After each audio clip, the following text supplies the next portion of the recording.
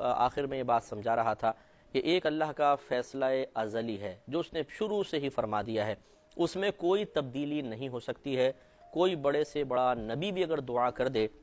یعنی کرنا چاہے اللہ کے اس فیصلے کے خلاف، تو اللہ تعالیٰ ان کو دعا سے روک دیتا ہے۔ لہٰذا یہ جو کہا جاتا ہے کہ دعا تدبیر کو بدل دیتی ہے،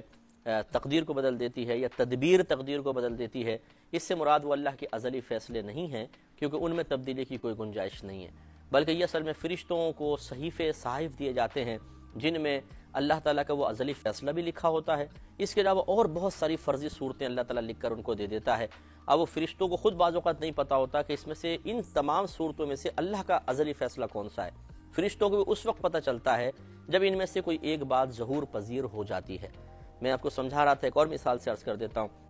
مثال کے طور پہ فرشتوں نے دیکھا کہ اللہ تعالیٰ نے ان کے صحائف میں لکھوایا ہے کہ اگر یہ شخص آج صبح اس راستے سے آفس جائے گا، ایکسیڈنٹ ہو جائے گا، اس راستے سے جائے گا، اس کو لوٹ لیا جائے گا، اس راستے سے جائے گا، صحیح سلامت پہنچ جائے گا، اس راستے سے جائے گا تو اس کی گاڑی پنچر ہو جائے گی اور یہ واپس آنا پڑے گا۔ بس یہ 4 آپشنز لکھے ہوئے ہیں۔ اب فرشتوں کو نہیں پتا کہ اس میں سے اللہ کا فیصلہ کیا ہے، اللہ نے اس کے حق میں آج کے دن کیا فیصلہ کیا ہے۔ اب وہ شخص چلا اور مثلا تیسرے راستے سے ہوتا ہوا اپنے آفس تک پہنچ گیا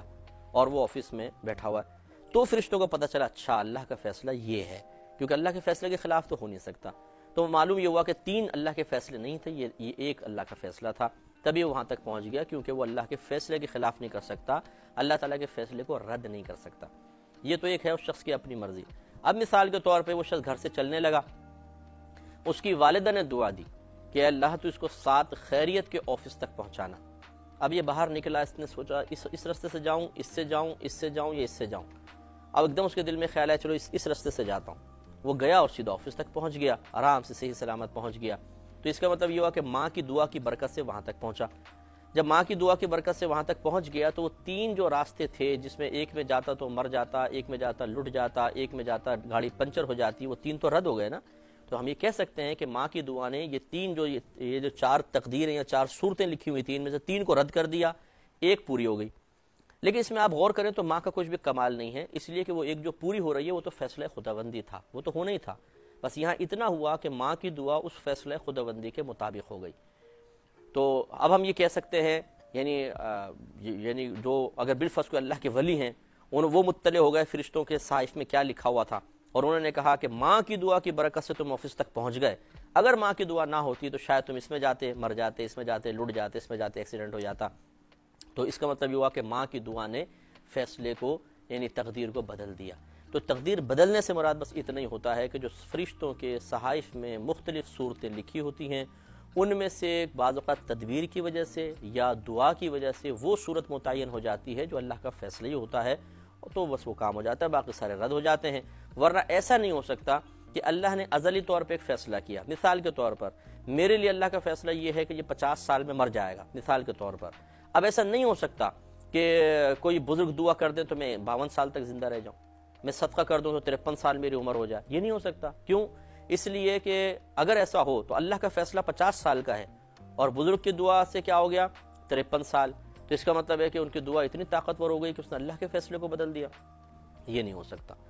اس لیے جو فیصلہ خداوندی ہے وہ ہو کر رہے گا، اس کو کوئی بھی رد نہیں کر سکتا۔ تیار کرو، لیکن یہ یاد رکھو کہ آخری فیصلہ اللہ کا ہی ہے۔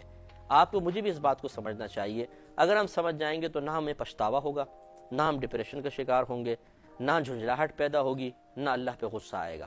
پہلے سے ہی سب کچھ چونکہ ہمیں پتہ ہے کہ متعین ہے، میرا اور آپ کا کام ہے صبر و سکون کے ساتھ عمل کرنا، کیونکہ ہمارے نبی کریم صلی اللہ علیہ وسلم، دیگر انبیاء علیہ السلام، صحابہ کرام مسئلہ تقدیر کو ہم سے کہیں زیادہ بہتر جانتے تھے۔ تو ایسا نہیں ہوا کہ انہوں نے یہ سوچا ہو کہ جی اللہ تبارک و تعالیٰ نے جو فیصلے کر ہی لیے ہیں، کیا فائدہ کوشش کرنے کا، بیٹھے رہو جو ہوگا دیکھا جائے گا۔ نہیں، انہوں نے کوشش کی، لیکن اس یقین اور اس اعتقاد کے ساتھ کہ نتیجہ وہی نکلے گا جو اللہ تعالیٰ چاہتا ہے، جو اللہ نے فیصلہ کر دیا، ہمارا کام ہے کوشش کرنا۔ تو پس اگر ہر مسلمان یہ اپنا ذہن بنا لے اور عقیدہ مضبوط کر لے، مثال کے طور پہ میں کاروبار شروع کرنے لگا ہوں، میں نے دکان بھی اچھی پسند کی، جو کاروبار کرنا ہے وہ بھی اس کی نوعیت بھی بہترین میں نے طے کر لی، افراد بھی بڑے ماہر قسم کے رکھ لیے ہیں اور خوب سرمایہ میں نے اس میں لگایا ہے، اور کوئی کمی نہیں چھوڑی ایڈورٹائزمنٹ وغیرہ کے لیے بھی، یعنی جتنی طاقت بشری میں سب کچھ کر لیا۔ لیکن اب جو اصل مسئلہ ہے وہ یہی ہے، اگر میرا عقیدہ درست ہے تو میں پہلے سے ذہن میں بات رکھوں گا کہ جتنی میں نے تدبیر اختیار کر لی ٹھیک ہے، وہ میری طاقت کے مطابق تھی، لیکن ضروری نہیں ہے کہ نتیجہ میری توقع کے مطابق نکلے۔ یہ بھی ہو سکتا ہے کہ اچھا پروفٹ ہو جائے، اور یہ بھی ہو سکتا ہے کہ سارا ضائع ہو جائے، اللہ کا جیسا فیصلہ ہو، کیونکہ ہم اللہ کے فیصلے کو نہیں بدل سکتے۔ اس کا اندر یہ نہیں ہے کہ اگر میں ماہر سے ماہر آدمی پوری دنیا سے ڈھونڈ کر ایک دکان پہ بٹھا دوں، پیسہ بھی اچھا خاصا لگاؤں اور خوب ڈیکوریشن پہ خرچ کر دوں، ایڈورٹائزمنٹ بھی اچھی کر دوں، ضرور نفع ہوگا۔ نہیں، بعض اوقات اچھے اچھے کاروباری تباہ ہو جاتے ہیں اور وہ فٹ پاتھ پر آ جاتے ہیں۔ اللہ کا فیصلہ۔ اب اگر میرا پہلے ذہن بنا ہوگا، مثلا میں نے سب کچھ کیا لیکن نقصان ہو گیا، تو پھر مجھے اتنا زیادہ میں پریشان نہیں ہوں گا۔ ایک فطری تقاضا ضرور ہوتا ہے کہ تھوڑا دل میں غم اور رنج پیدا ہوتا ہے، لیکن اگر پہلے سے ہمارا ذہن بنا ہوا ہے ٹھیک ہے، اللہ تعالیٰ کا جو فیصلہ ہوا، اب نتیجہ نکلا مثلا کاروبار تباہ ہو گیا، تو کنفرم ہو گیا کہ اللہ کا فیصلہ ازلی یہ تھا کہ اس کاروبار سے مجھے نفع نہیں ہوگا۔ لیکن مسئلہ بس یہ ہوتا ہے کہ ہمیں اللہ کے فیصلے کا پہلے سے پتہ نہیں ہوتا۔ اگر ہر شخص کو پہلے سے پتہ چل جائے تو اللہ کی مرضی کے موافق کام کر لے، لیکن پتہ نہیں ہوتا۔ اور اس میں بھی ایک اللہ کی حکمت ہے کہ یہ ہمارا امتحان ہے۔ اگر پہلے سے پتہ چل جاتا تو بہت سارے معاملات میں ہم کچھ اور تدبیر اختیار کر سکتے تھے، لیکن یہ مخفی رکھا گیا معاملہ۔ ہمیں اللہ کا فیصلہ، اللہ کا ارادہ اس وقت پتہ چلتا ہے جب کام ہو چکا ہوتا ہے۔ مثلا ایک چائے میرے سامنے آ کے رکھی گئی، اب اللہ کا فیصلہ کیا ہے، یہ چائے میرے پیٹ میں جائے گی یا نہیں مجھے نہیں پتا۔ بعض اوقات ایسا ہوتا ہے یہ چائے سامنے آئی، گھروں میں ایسا ہوتا ہے بالکل ہاتھ میں لیے اچانک گھنٹی بجی، کوئی مہمان آ گیا، تو گھر والے کہتے ہیں یہ چائے فی الحال ادھر پہنچا دو، تمہیں اور بنا دیتے ہیں۔ اچھا جی چلیں جی، وہ دے دی ادھر چائے، دوسری چائے بن کر آ رہی ہے۔ اب بالکل چائے تیار تھی، پیٹ میں اترنے والی تھی، لیکن فیصلہ خداوندی یہ تھا کہ چائے وہاں پہنچے گی، اس کی قسمت میں تھی، سامنے سے نکل گئی۔ تو اس لیے اب مجھے پتہ چلا، او ہو اچھا، جب یہ مہمان کے سامنے چلی گئی، اس نے پی لی، تو مجھے پتہ چل گیا کہ اللہ کا فیصلہ یہ تھا کہ یہ میرے پاس نہیں آئے گی، اس کے پاس جائے گی۔ تو معلوم یہ ہوا کہ ارادہ خداوندی یا اللہ کے جو ازلی فیصلے ہیں ان پر ہم مطلع ہوتے ہیں کام ہو جانے کے بعد۔ اس لیے معلوم یہ ہوا، جب پہلے معلوم ہو ہی نہیں سکتا تو ہمیں دونوں ہی ذہن میں آپشن رکھنے چاہیے۔ مثلا آپ نے ایک رشتے کی بات کی کہیں پہ بچوں کے، بڑا مناسب رشتہ ہے، لڑکا بہت اچھا ہے، اب دونوں آپشن ذہن میں رکھیں۔ یہ بھی ہو سکتا ہے، یعنی دونوں صورتیں ذہن میں رکھیں، یہ بھی ہو سکتا ہے کہ اللہ کا فیصلہ ہو کہ یہیں پہ شادی ہوگی، اور یہ بھی تو ہو سکتا ہے کہ اللہ کا فیصلہ ہو کہ اس بچی کا نکاح، اس لڑکے کا نکاح کسی اور کے ساتھ ہوگا۔ اب چونکہ ہم نے پہلے سے مسئلہ تقدیر پہ غور تو کیا نہیں ہوتا یہ ہے کہ اگر رشتہ ختم ہو جاتا ہے، بات چلی بہت اچھی، پیک تک پہنچی، ایک دم بھائی نہیں نہ ہو گئی، سر پکڑ کے بیٹھ جاتے ہیں، کوئی یہاں پڑا ہوا ہے، کوئی وہاں پڑا ہوا ہے، لڑکی علیحدہ رو رہی ہے کہ اتنا اچھا رشتہ ہمارے ہاتھ سے نکل گیا، پچھتا رہے ہیں، افسوس کر رہے ہیں۔ ارے بھائی، جب اللہ کا فیصلہ نہیں تھا آپ کے یہاں پہ نکاح ہوگا تو کیسے ہو سکتا تھا؟ پچھتانے کا کیا فائدہ؟ پچھتانے کا مطلب یا رونے کا مطلب اللہ تعالیٰ کی تقسیم پر راضی نہ ہونا ہے۔ اس لیے میں نے آپ کو بار بار یاد کر رہا ہوں کہ جس نے مسئلہ تقدیر کو سمجھ لیا اور اپنی طبیعت اور اپنی کیفیات کو اس کے تابع کر لیا، اس کے موافق کر لیا، ہزارہا ٹینشن سے بچ جائے گا، ہزارہا مصیبتوں سے بچے گا۔ اللہ کا بڑا کرم ہے کہ بہت سارے امور میں اب ہمارے ساتھ ایسے ہی ہوتا ہے۔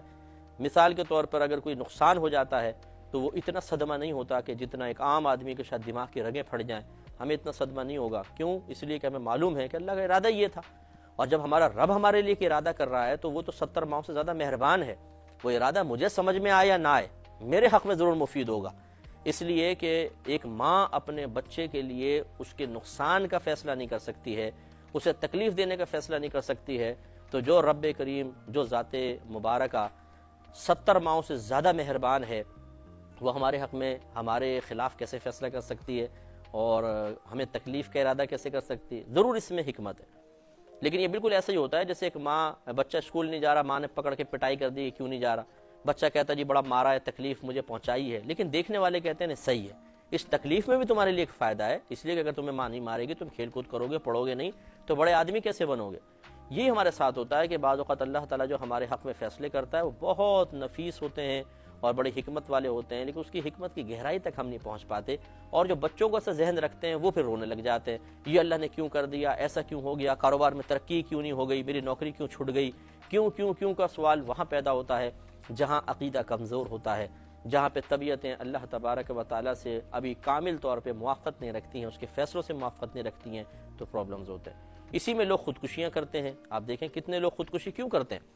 وہ مایوس ہو جاتے ہیں، اللہ سے مایوس ہو جاتے ہیں، حالات سے مایوس ہو جاتے ہیں، انہوں نے مسئلہ تقدیر کو سمجھا نہیں ہوتا صحیح طریقے سے، تو گزرے ہوئی چیزوں کے اوپر سخت پچھتاتے ہیں اور خودکشی کی طرف قدم بڑھا دیتے ہیں۔ اگر یہ مسئلہ سمجھا ہوتا تو اور اس کو صحیح اپنی طبیعت کو اس کے موافق بھی کر لیا ہوتا کوئی ٹینشن نہیں. فطری ایک تقاضا ضرور ہے, صدمہ ضرور ہوگا. دیکھیں ہمارے نبی کریم صلی اللہ علیہ وسلم مسئلہ تقدیر جانتے تھے, لیکن جب نقصانات ہوئے ہیں آپ کا رنج فرمانا بھی ثابت ہے, آپ کی چشمان مبارکہ سے آنسو نکلنا بھی ثابت ہے. جیسے آپ کے صاحبزادے ابراہیم رضی اللہ تعالی عنہ کا انتقال ہوا تو سرکار کے چشمان مبارکہ سے آنسو نکلے, دل رنج محسوس کر رہا ہے, لیکن یہ فیصلہ خداوندی ہے نا, کوئی شکوہ نہیں ہے, کوئی اعتراض نہیں ہے. تو یہ کوئی ایسی بات نہیں ہے کہ اگر آپ کسی نقصان پہ آپ کا دل غم محسوس کرے, رنج محسوس کرے, یہ تو ایک فطری تقاضا ہے. یہ کوئی اللہ کی رضا پر راضی رہنے کے خلاف نہیں ہے. خلاف تب ہو کہ آپ اس فیصلے کو قبول نہ کر رہے ہوں, نہیں غلط, ایسا نہیں ہونا چاہیے تھا, میرے ساتھ ایسا کیوں ہوا, اللہ نے میرے ساتھ ایسا کیوں کر دیا. یہ جو کیوں ہے نا, کیوں اور اعتراض اللہ تعالیٰ کی تقسیم اور فیصلے پر, یہ غلط چیز ہے, یہ نہیں ہونی چاہیے. اگر یہ ہم اچھی طرح مسئلہ سمجھ لیں تو الحمدللہ بہت ساری مصیبتوں سے بچ سکتے ہیں, ایمان کو بچا سکتے ہیں, اور شیطان کے ہزارہ وار رد کر سکتے ہیں. شیطان اسی طریقے سے ہمیں جہالت میں مبتلا کر کے مارتا ہے اور ہمارے ایمان کی بربادی کا سامان کرتا ہے. تو امید ہے کہ اس تفصیل سے آپ کچھ نہ کچھ ضرور سمجھے ہوں گے. استعمال کیا جائے. یہ کہتے ہیں کہ اگر کسی نے کسی کو قتل کیا اور قاتل کو دنیا میں ہی سزا جاری ہو گئی تو کیا آخرت میں بھی اس کو سزا ملے گی؟ دیکھیں فقہ حنفی کے روشنی میں حدود کا اجرا یا قصاص وغیرہ جو ہے یہ صرف اس کے گناہ کا کفارہ بنتے ہیں, یہ حقیقتاً توبہ نہیں ہے. تو چنانچہ اگر اس نے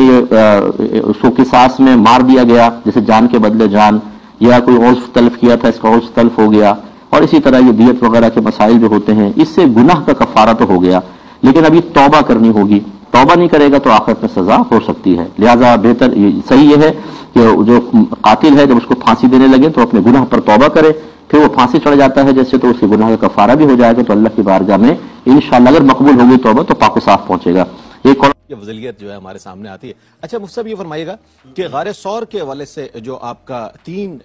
دن کا جو قیام ہے اس میں اور جو خدمت ہے, یعنی اپنی چادر کو پھاڑ کر سوراخوں کو بند کر رہے ہیں سیدنا صدیق اکبر, اور حضرت عمر فاروق رضی اللہ تعالیٰ عنہ تو رشک کرتے ہیں ان کی اسی خدمت پر کو اور معیت کو. کیا فرمائیے گا, یہ عشق کا ایک امتحان بھی ہے بہت بڑا, تو سیدنا صدیق اکبر اس امتحان میں رضی اللہ تعالیٰ عنہ کس طرح نظر آتے ہیں؟ جی ہاں بالکل, یہ عشق کا ایک بہت بڑا امتحان تھا. نبی کریم صلی اللہ علیہ وسلم کے پاس ایک شخص حاضر ہوئے کہ رسول اللہ میں آپ سے بہت محبت کرتا ہوں, تو فرمایا پھر آزمائشوں کے لیے تیار ہو جاؤ. حضرت بشر حافی رضی اللہ تعالیٰ عنہ کے پاس کچھ لوگ آئے کہنے لگے حضور ہم آپ سے محبت کرتے ہیں, تو آپ نے پتھر اٹھا کے مارنا شروع کر دیا تو وہ بھاگے. فرمایا یہ کیسا تمہارا دعویٰ تھا, اگر مجھ سے محبت ہے تو میری طرف سے آنے والی تکلیف پہ صبر بھی کرو. تو یہ سمجھا دیا کہ ہم کھانے پینے کے معاملے میں تو بڑی ہماری محبت عروج پر ہوتی ہے, اور جب نبی کریم کی اطاعت کا معاملہ ہوتا ہے, دین کے لیے تکلیف اٹھانے کا ہوتا ہے, اپنے نفسانی خواہشات قربان کرنا, اپنے ذاتی مفادات کو پس پش ڈال کر دینی مفادات کو فوقیت دینے کی باری آتی ہے, تو اس وقت ہم تھوڑا سا نگاہیں چرانے کی کوشش کرتے ہیں. لیکن یہ وہ صدیق اکبر ہیں کہ جب عشق کا امتحان شروع ہوا, آپ اچھے کاروباری تھے, آپ معزز شخصیت تھے, آپ کو محافل کے اندر مرکزی حیثیت حاصل ہوتی تھی, اور آپ کا خاندان نسب وغیرہ کے بارے میں آپ کو پروگرام دیکھا تھا, آپ نے خود یہ جملہ ارشاد فرمایا کہ ان کا بڑا ایک مقام مرتبہ تھا. اور یقینی سی بات ہے نبی کریم کی معیت اختیار کرنا اور آپ کے حق میں بولنے کا مطلب ہے ان تمام چیزوں سے محروم ہو جانا. تمام کاروباری ڈیل ختم, آپ کی ایک بظاہر ظاہری طور پہ جو محافل میں عزت تھی وہ ختم ہو گئی. لوگ اپنے چہرے پھیر لیا کرتے تھے, لوگوں نے مسکرا کے بات کرنا چھوڑ دیا. جن کی آنکھوں میں محبت اور اپنائیت تھی اس میں نفرت اور کراہت نظر آنے لگی. لیکن نبی کریم کا عشق یہ کہہ رہا تھا کہ محبوب راضی ہو جائے, پوری دنیا ناراض ہو کوئی بات نہیں, اور دنیا ناراض ہو جائے, محبوب ناراض ہے تو کچھ بھی پاس نہیں.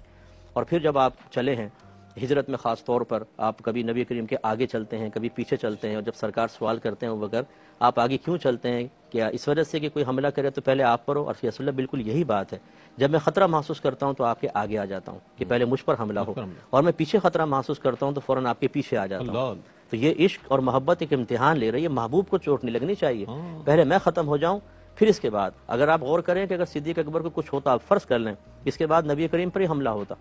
تو وہ آپ کے بعد تو پھر ہونا ہی تھا, لیکن میرے سامنے کیوں؟ میرے سامنے محبت اور پیار اس بات کا جان